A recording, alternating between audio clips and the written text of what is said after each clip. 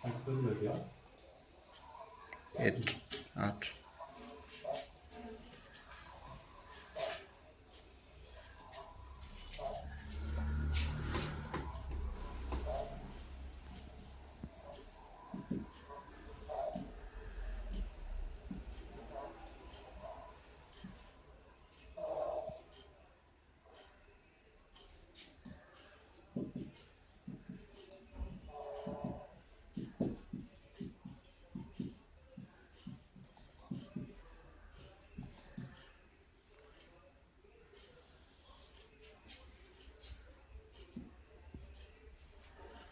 नमस्कार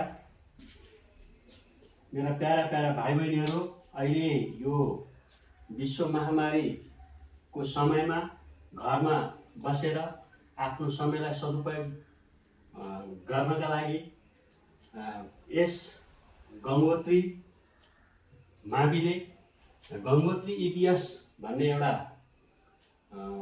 आइडी तयार गरेको छ र यसमा हामीले तयार पारेका भिडियो क्लिप्सहरूलाई विद्यार्थी भाइ बहिनीहरूको लागि उपयोगी सामग्री बन्न सक्छ भन्ने हेतुले आज म नेपाली व्याकरणको कक्षा 6, 7, 8, 9 र 10 मा अध्ययन गर्ने सम्पूर्ण विद्यार्थी भाइ बहिनीहरूलाई उपयोगी हुने विषय वस्तु लिएर आएको छु। जुन विषय वस्तु छ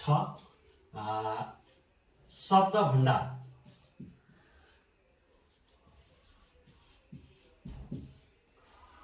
यो शब्द भण्डार शीर्षकमा जानुभन्दा पहिले म विद्यार्थी भाइ बहिनीहरूलाई के जानकारी गराउन चाहन्छु भने कक्षा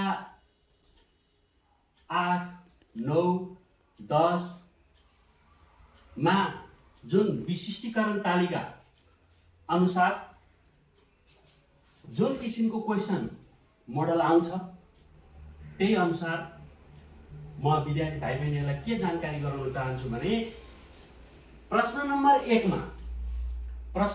1 मा हामीले नेपाली विषयमा पढ्ने जति पनि साहित्यिक विधाका पाठहरू छन् ती साहित्यिक विधाका पाठहरूमा सबैभन्दा तल दिएका शब्द र अर्थ यानी कि शब्दार्थको हामीलाई क्वेसन दिएको हुन्छ जसको अङ्कभार 2 हुन्छ र त्यो प्रश्नको समाधान त्यो समस्या समाधान गर्नका लागि हामीले त्यो पाठमा भएका सम्पूर्ण शब्दार्थहरूलाई याद गर्नुपर्ने हुन्छ र प्रश्न नम्बर 1 मा सोधिने त्यो प्रश्नको समस्या समाधान गर्न हामीले अहिले घरमा बसेका छौँ। घरमा बसेको समयमा हामीले आफ्नो विद्यालयबाट पाठ्यपुस्तकहरू पनि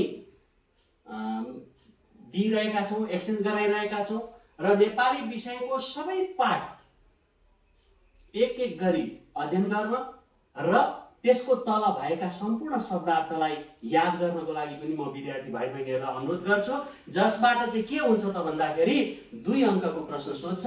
त्यसैले भोलिका दिनमा विद्यालय खुलिसकेपछि हामीले आफ्नो समयअनुसार त्यो सबै अध्ययन गराउन सकौँला नसकौँला, तर आजदेखि म त्यो शब्दार्थ याद गर्नको लागि अनुरोध गर्दछु र यो जुन शब्द भण्डार छ त्यो शब्द भण्डार चाहिँ के छ त भन्दाखेरि प्रश्न नम्बर 2 मा सोधिने र 2 अङ्क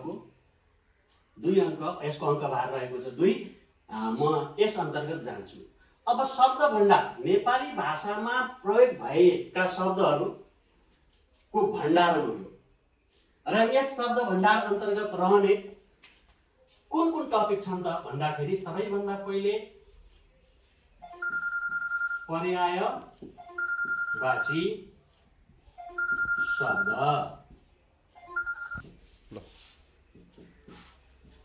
विपरीतार्थी शब्द, तेस्रो छ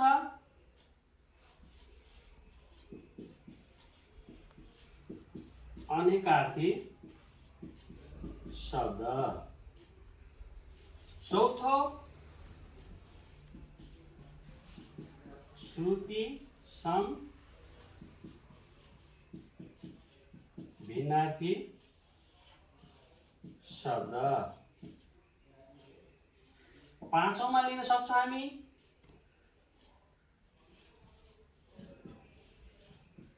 संक्षिप्त शब्द।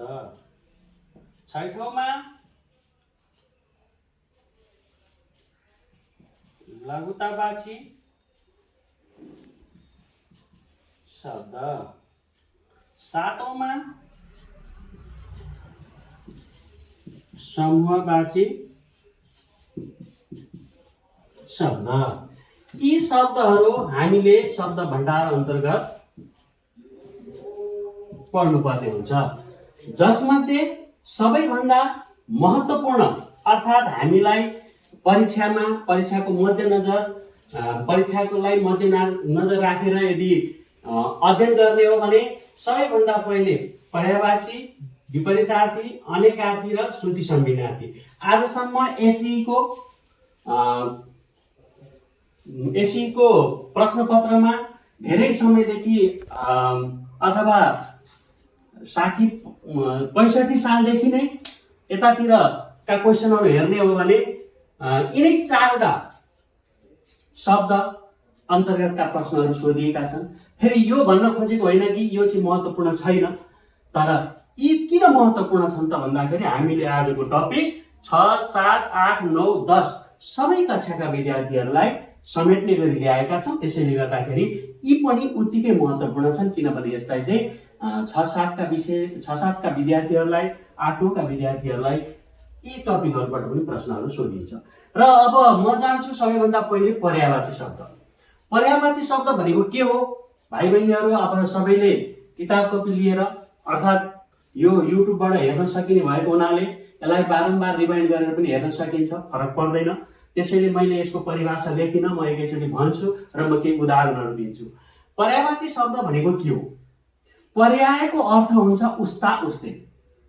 पर्यायको अर्थ हुन्छ उस्ता उस्तै, अर्थात् शब्द फरक भए पनि यदि त्यो दुई वा दुईभन्दा बढी शब्दले एउटै अर्थ दिन्छ भने त्यस्तो शब्दलाई चाहिँ पर्यायवाची शब्द भनिन्छ। अर्थात् उस्ता उस्तै अर्थ दिने शब्दलाई हामी पर्यायवाची शब्द भन्दछौँ।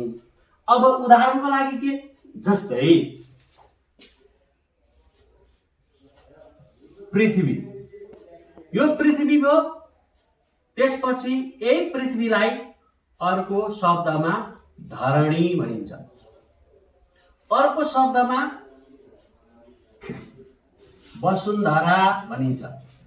भनेपछि यो 3वटा शब्द छ। शब्द 3वटा हेरौँ, बनोट के छ त भन्दाखेरि फरक छ। बनोट फरक छ, तर यी सबैले अर्थ के दिन्छ त भन्दाखेरि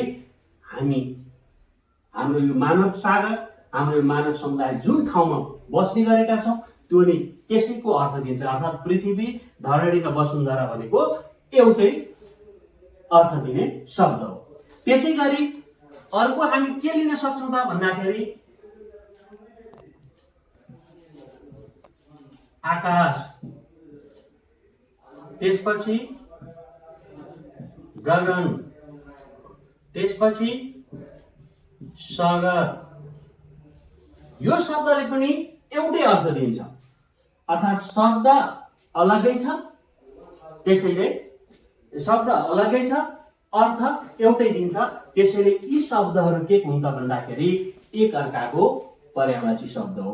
अब यो उदाहरण धेरै दिन सकिन्छ, यसका उदाहरणहरू प्रशस्त छन्, तर विद्यार्थी भाइ बहिनीहरू मैले यो सबै टपिकलाई एकैचोटि सक्ने यो आजको यो घण्टीमा यो सबै विषयलाई समेट्ने सोच राखेको छु। त्यसैले म के भन्न चाहन्छु भने हामीसँग सबैले एउटा व्याकरण पुस्तक किनेका छौँ होला।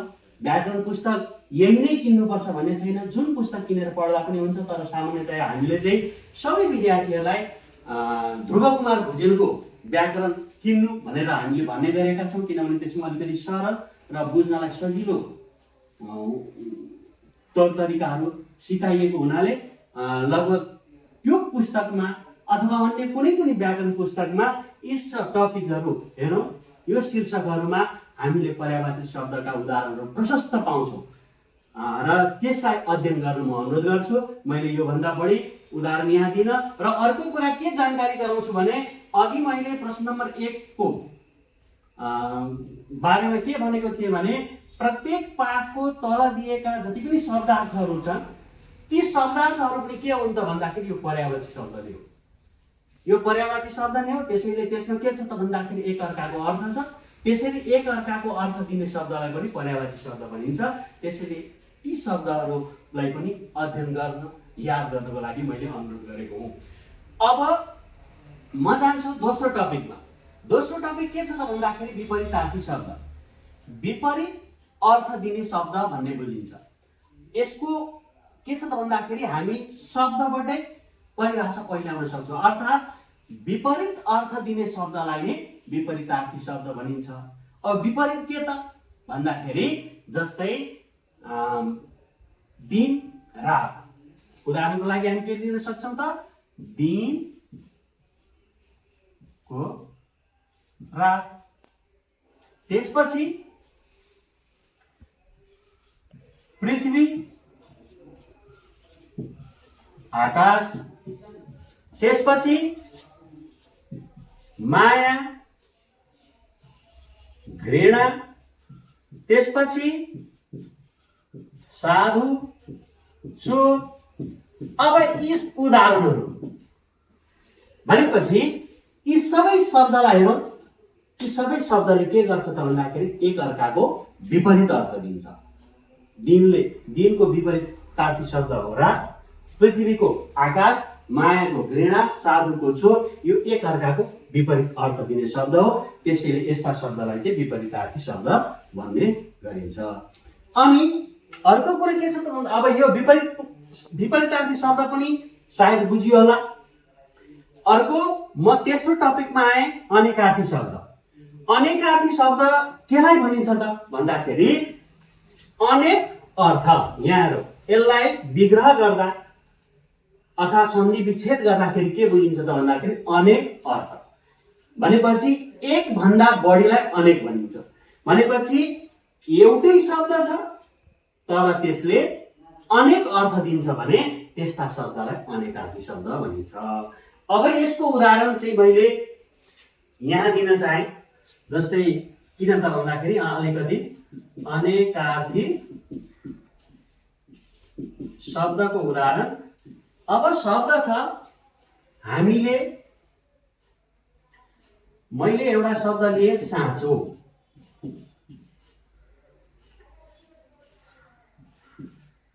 अनेकार्थी शब्दमा के हुन्छ त भन्दाखेरि शब्द एउटै प्रयोग भएको हुन्छ तर वाक्यमा त्यसले फरक फरक अर्थ दिन्छ। जस्तै मैले बोलेर भने यहाँ साँचो ल्याउ त, अर्थात् बाबु साँचो ल्याउ त भन्ने बित्तिकै यसले के गर्छ त भन्दाखेरि कुनै वस्तुको संकेत दिन्छ। साँचो ल्याउ त भन्नुको मतलब ताला खोल्ने साँचो ल्याउ भन्ने अर्थ दियो। अथवा मैले एउटा भाइ बहिनीलाई तिमी सत्य बोल अथवा तिमी साँचो बोल भन्दाखेरि त्यो साँचोको अर्थ हुन्छ सत्य। भनेपछि यही साँचोले एउटा तालचा खोल्ने यन्त्र भन्ने अर्थ दियो। अर्को साँचोले के हुन्छ त भन्दाखेरि सत्य भन्ने अर्थ दियो। भनेपछि यही साँचो शब्दले यदि वाक्यको प्रकृति अनुसार के गर्छ त भन्दाखेरि फरक फरक अर्थ दिन्छ। त्यसैले यो साँचोलाई चाहिँ के भनियो त भन्दाखेरि अनेकार्थी शब्द भनियो। त्यस्तै छ अर्को कल। त्यसै गरी अर्को छ कर। अब यो कलको अर्थ हुन्छ मेसिन। त्यसै गरी अर्को अर्थ हुन्छ झगडा, कलह, जालझेल, यी विभिन्न अर्थ दिन्छ। त्यसैले शब्द एउटै छ तर फरक फरक अर्थ दियो भनेपछि एक भन्दा बढी अर्थ दिने शब्द छ भने त्यस्ता शब्दलाई अनेकार्थी शब्द भनिन्छ। अर्को छ कर।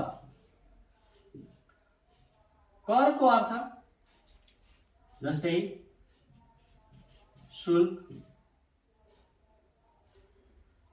त्यसैगरी अर्को करको अर्थ हुन्छ हार। यसैगरी अर्को अर्थ छ कर जिद्दी।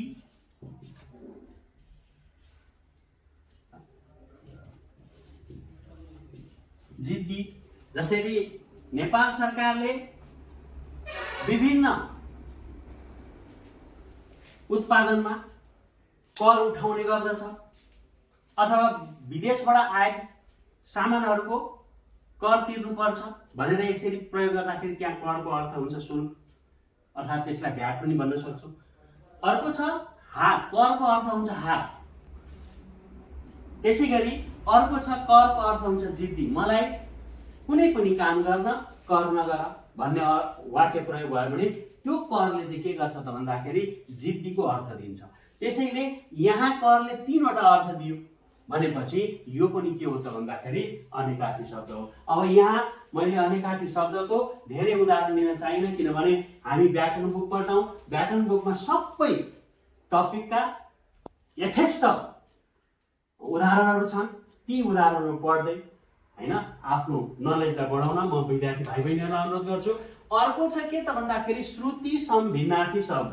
श्रुति सम भिन्नार्थी शब्दलाई अलिकति विचार गरौँ। श्रुति सम भिन्न अर्थ यी 4वटा शब्दलाई विचार गरौँ। एउटा श्रुति भयो, एउटा सम, एउटा भिन्न र अर्को अर्थ। श्रुति भनेको सुन्दा, समको अर्थ उस्ता उस्तै, भिन्न भनेको फरक फरक अर्थ दिने, फरक फरक र अर्थ भनेको अर्थ यी शब्द मतलब भन्ने बुझिन्छ। अर्थको अर्थ भनेको मतलब। अब यहाँ सुन्दा उस्ता उस्तै लाग्ने तर अर्थ भिन्न हुने, फरक हुने। सुन्दा चाहिँ उस्ता उस्तै लाग्छ तर अर्थ चाहिँ भिन्न फरक हुने शब्दलाई चाहिँ हामी के भन्छौँ त भन्दाखेरि श्रुति सम्भिन्नार्थी शब्द भन्छौँ। अब श्रुति सम्भिन्नार्थी शब्दमा हामीले उदाहरणको रूपमा केलाई लिन सक्छौँ त भन्दाखेरि एउटा यस्तो जुन लेखिन्छ, एउटा यस्तो जुन लेखिन्छ। यो दुईटा जुनमा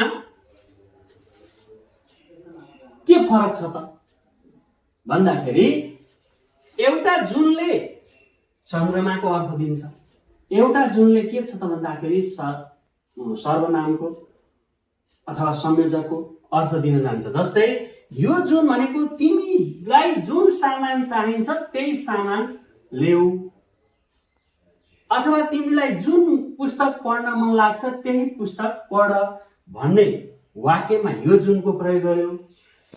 तर रातमा जुन टह टह लागेको छ भन्ने वाक्यमा यो जुनको प्रयोग गर्यो। त्यसैले के छ त भन्दाखेरि यी दुवै फरक फरक अर्थ दिने शब्द हो। लेखाइ पनि हेरौँ, यहाँ के छ त भन्दाखेरि ह्रस्व उकारको प्रयोग गरिएको छ भने यहाँ दीर्घ उकारको प्रयोग गरिएको छ। त्यसैले यी दुवै शब्द फरक फरक हुन् तर हामीले बोल्दाखेरि जुन जुन भनेर बोल्छौँ र सुन्दा पनि के हुन्छ त भन्दाखेरि श्रोताले यसमा कुनै पनि किसिमको फरक पनि पाउँदैन। त्यसैले लेखाइमा फरक देखिने, त्यसपछि सुन्दा उस्ता उस्तै लाग्ने तर अर्थ पनि फरक फरक हुने शब्दलाई चाहिँ के भनिन्छ त भन्दाखेरि श्रुति सम्भिन्नार्थी शब्द भनिन्छ। सुन्दा उस्ता उस्तै लाग्ने, लेखाइ र अर्थमा फरक फरक हुने शब्दलाई चाहिँ श्रुति सम्भिन्नार्थी शब्द भनिन्छ। अब यसै गरी मैले अर्को उदाहरण दिन चाहे।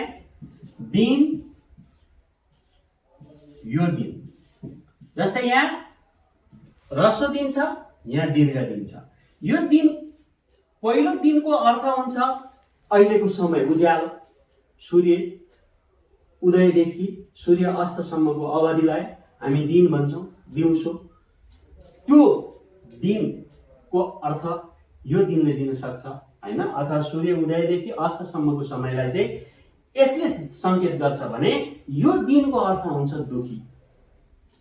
दिन दुखीलाई माया गर्नुपर्छ, दिनहीन व्यक्तिहरूलाई सहयोग गर्नुपर्छ भन्ने वाक्यहरू प्रयोग भएको हामीले प्रयोग गरिरहेका छौँ, प्रयोग भएको देखेका छौँ, सुनेका छौँ। त्यसैले यो दिन लेखाइमा फरक छ, अर्थ पनि फरक फरक छ, तर यी दुवै शब्दलाई बोल्दा कुनै पनि व्यक्तिले बोल्यो भने सुन्दा चाहिँ उस्ता उस्तै लाग्छ। त्यसैले यस्ता शब्दलाई चाहिँ श्रुति समानार्थी शब्द भनिन्छ।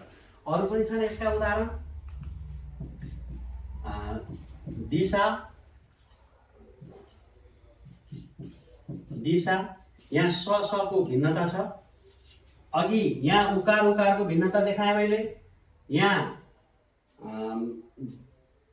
इकारको भिन्नता छ, यहाँ ह्रस्व इ छ, यहाँ दीर्घ इ छ, यहाँ सासाको भिन्नता भयो।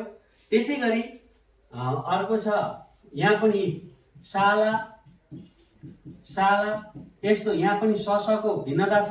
यस्ता थुप्रै उदाहरणहरू छन् बुकमा।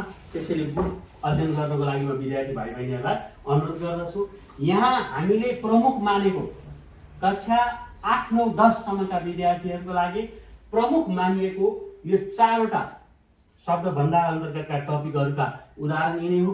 अब म आएँ 5औं नम्बरमा संक्षिप्त शब्द। यो संक्षिप्त शब्द पढ्नुभन्दा पढ्दै गर्दाखेरि यहाँ अर्को विस्तृत शब्द अथवा विस्तारित रूप भनेर पनि भनिन्छ।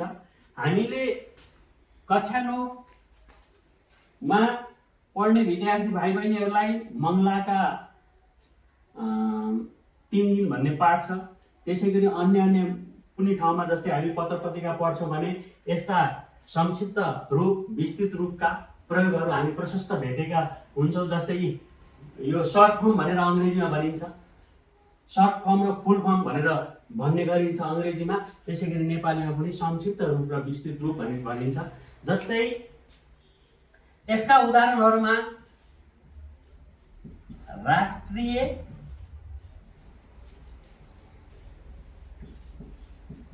समाचार समितिलाई संक्षिप्त रूपमा लेख्दाखेरि रा.स.स भनेर लेखिएको पाउँछौँ। जस्तै पत्र पत्रिकामा यस्ता शब्दहरू प्रयोग गरिएको छ। राष्ट्रिय समाचार समिति जस्तै हामीले भन्ने गरेको छौँ नपा, नपा, गापा यी शब्दहरू पनि बारम्बार सुन्ने गरेको छौँ। जस्तै नपाको विस्तारित रूप हुन्छ नगरपालिका, गाउँपालिका।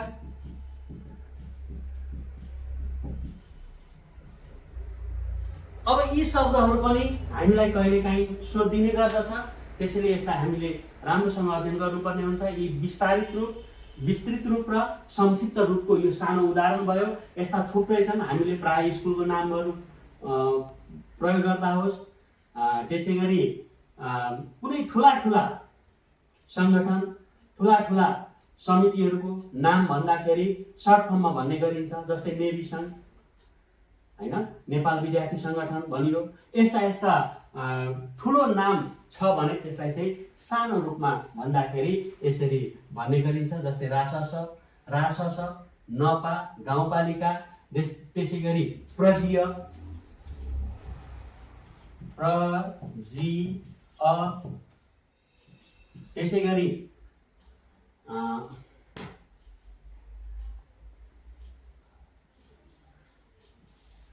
प्रम भनेपछि प्रमुख जिल्ला अधिकारी, प्रधानमन्त्री।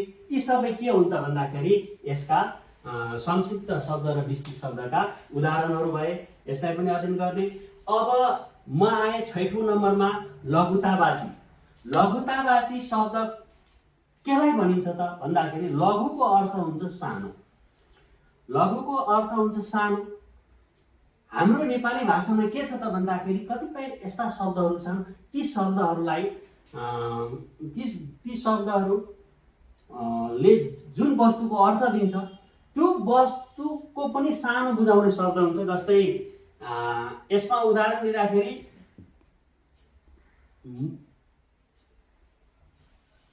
दाना,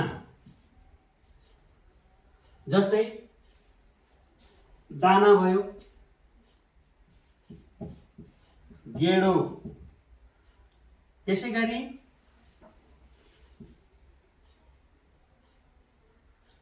अब फलफुलको दाना हुन्छ, अन्नको गेडो हुन्छ, अनि अर्को तेलको थोपो हुन्छ, त्यसै गरी दुधको सुर्को हुन्छ, यस्तै यस्तै जस्तै अचारको पित्तको हुन्छ। भनेपछि यी शब्दहरू भए के त भन्दाखेरि लघुतावाची शब्द, जस्तै खाटको खटिया हुन्छ, डालोको डाली हुन्छ, थालको थाली हुन्छ। यस्ता शब्दहरू पनि नेपाली भाषामा प्रशस्त मात्रामा प्रयोग हुन्छ। यी शब्दहरूलाई चाहिँ हामी के भन्छौँ त भन्दाखेरि लघुतावाची शब्द। त्यसै गरी अर्को छ समूहवाची शब्द। अब समूहवाची शब्द भनेको के त भन्दाखेरि ठिक यसको विपरीत, अथवा कुनै वस्तुको सानो बुझाउने शब्दलाई लघुतावाची शब्द भनिन्छ भने कुनै पनि वस्तुको समूह बुझाउने शब्दलाई चाहिँ के भनिन्छ त भन्दाखेरि समूहवाची शब्द। जस्तै हामीले फुलको गुच्छा भनेर पढ्छौँ, फुलको गुच्छा, कमिलाको ताती भनेर पढ्छौँ। जस्तै फौज भन्ने शब्द सुनेको होला, पल्टन भन्ने शब्द सुनेको होला। यी शब्दहरू के हुन्छ भन्दाखेरि समूहमा रहने भएकाले, जस्तै हामीले नेपाली सेना, नेपाल आर्मीहरू फौजमा पल्टनमा बस्छन्, त्यसैले यसले कुनै एउटा व्यक्तिलाई नबुझाएर समूहलाई नै बुझाउने भएको हुनाले यस्तो शब्दलाई समूहवाची शब्द भनिन्छ। अर्को छ, अरू पनि उदाहरण दिन सकिन्छ, जस्तै बगाल, चौपायाहरू छन् भने, चारवटा पाउ भएका जनावरहरू छन् भने त्यस्तो जनावरहरूको समूहलाई हामी बगाल भन्न सक्छौँ। हुल, हुल जस्तै दल, यी सबै के हुन् त भन्दाखेरि समूहवाची शब्द। अब हामीले लगभग शब्द भण्डार अन्तर्गत पढ्ने नेपाली भाषामा प्रयोग भएका सम्पूर्ण शब्दहरूको चिनारी उदाहरणसहित अध्ययन गरिसकेका छौँ। र विद्यार्थी भाइ बहिनीहरूलाई म के अनुरोध गर्दछु त भन्दाखेरि यहाँ मैले अध्ययन गराइरहँदा धेरैभन्दा धेरै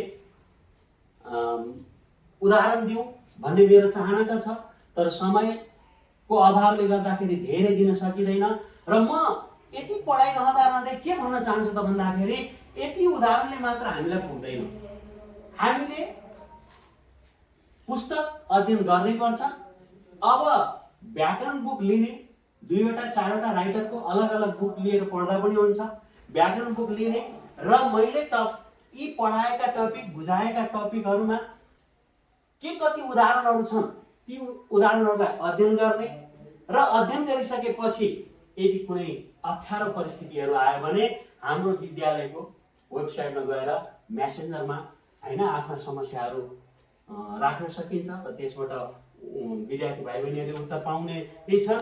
अब म यसमा के दिन चाहन्छु त भन्दाखेरि हामीले यी टपिकहरू पढिसकेपछि परीक्षामा कस्तो किसिमको प्रश्न आउँछ त, नमुना प्रश्न।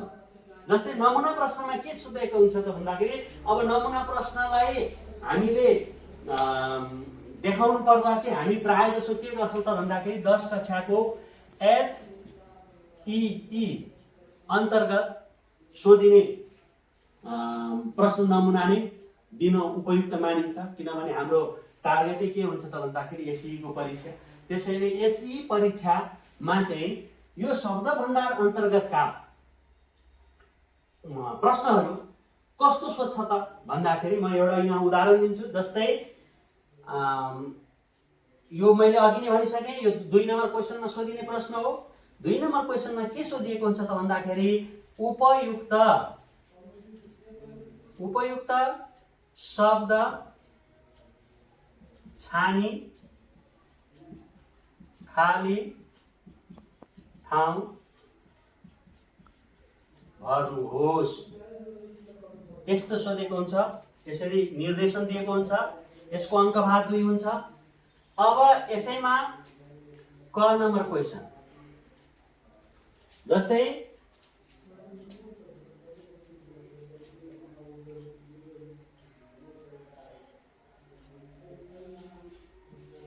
करको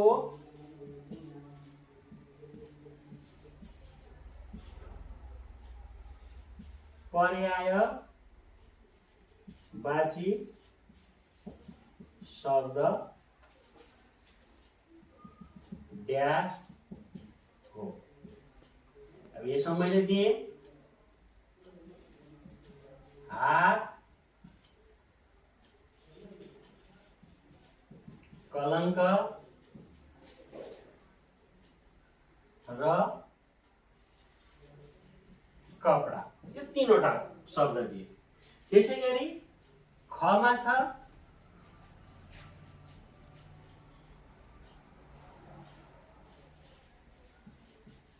असल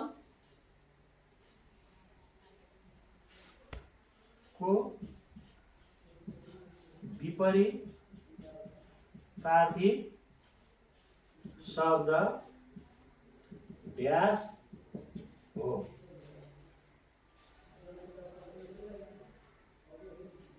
जस्तै छ राम्रो, उत्तम, खराब।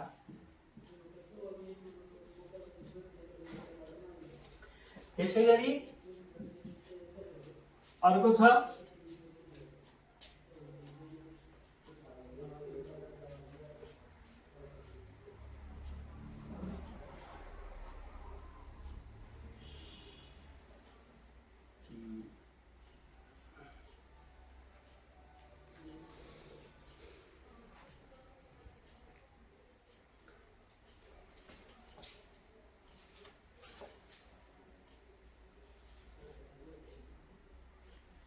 कल डैश अनेकार्थी शब्द होइन।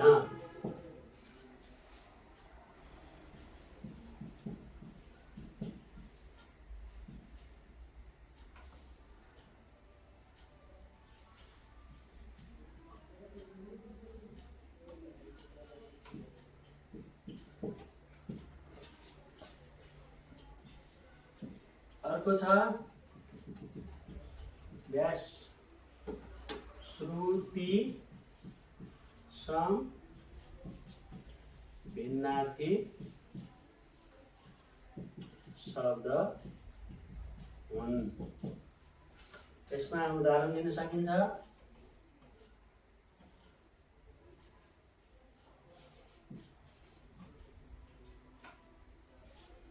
जाल, थाल,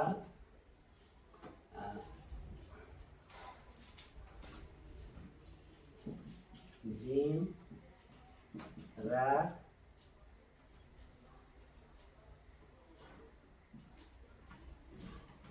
त्यसैगरी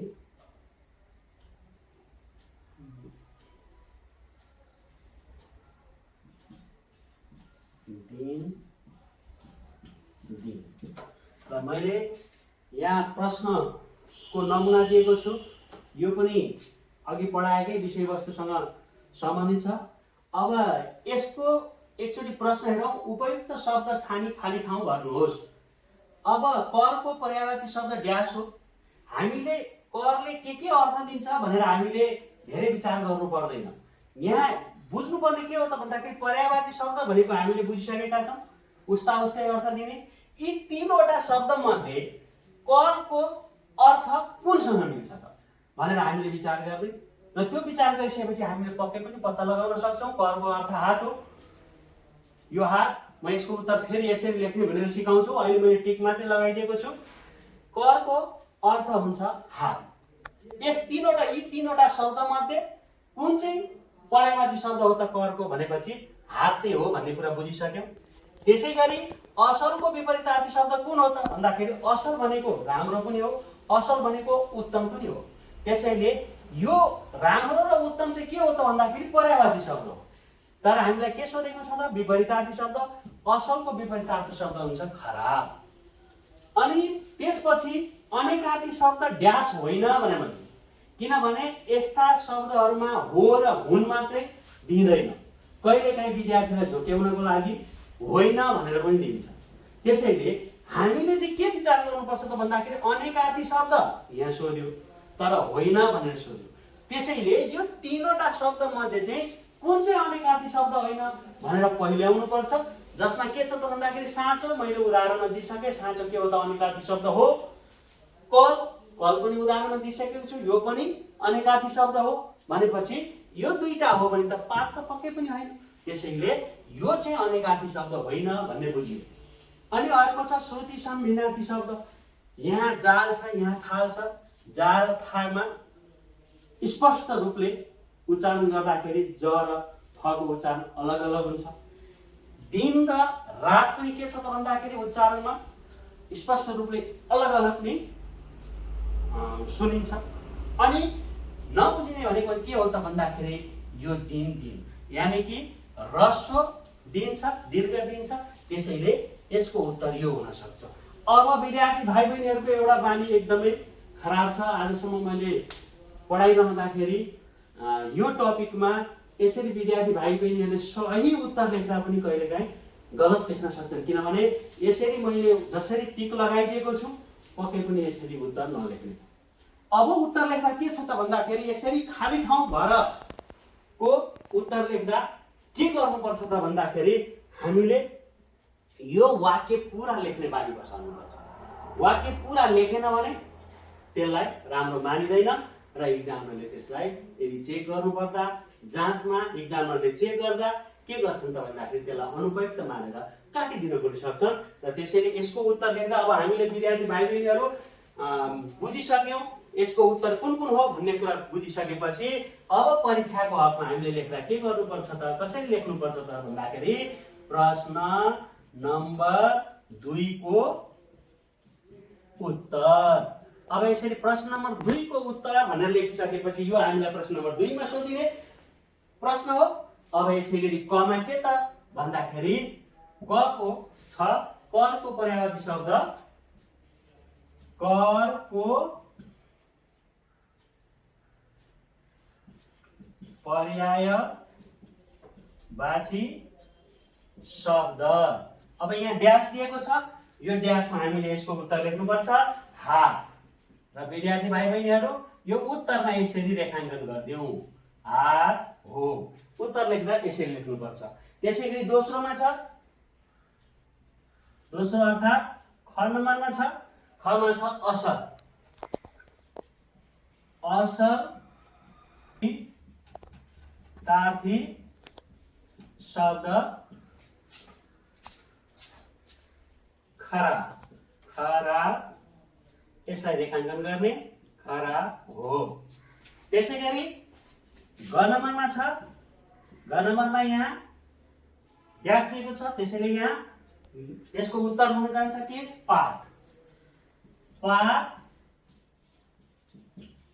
अनेकार्थी शब्द होइन। अनि त्यसपछि घमा छ दिन, दिन दिन श्रुति सम भिन्नार्थी शब्द हुन्। ल यसरी उत्तर लेख्नुपर्छ। यदि हामीले यसरी उत्तर लेख्न सक्यौँ भने यसमा 2 अङ्क आउने गर्दछ। र विद्यार्थी भाइ बहिनीहरू आज मैले कक्षा 6, 7, 8, 9, 10 का लागि सबैलाई उपयुक्त हुने टपिक, यो टपिक पनि सामान्य टपिक हो। शब्द भण्डार अन्तर्गत पर्ने शब्दहरूलाई लिएर आए। आजको यो भिडियो क्लिप्स कस्तो लाग्यो विद्यार्थी भाइ बहिनीहरूको म प्रतीक्षारत छु। कमेन्ट बक्समा आफ्ना इच्छा आफ्ना कमेन्टहरू गरिदिनुको लागि अनुरोध गर्दछु र भोलिको दिनमा अन्य टपिकहरू लिएर आउने नै छौँ। यदि कुनै पनि विद्यार्थी भाइ बहिनीहरूलाई कुनै व्याकरण विषयमा कुनै पनि टपिकको बारेमा जान्ने उत्सुकता छ भने पक्कै पनि विद्यालयमा होस् अथवा मलाई नै यदि जानकारी गराएको खण्डमा अर्को भिडियो चाहिँ म त्यही टपिकको लिएर आउनेछु। आजको लागि धन्यवाद, नमस्कार।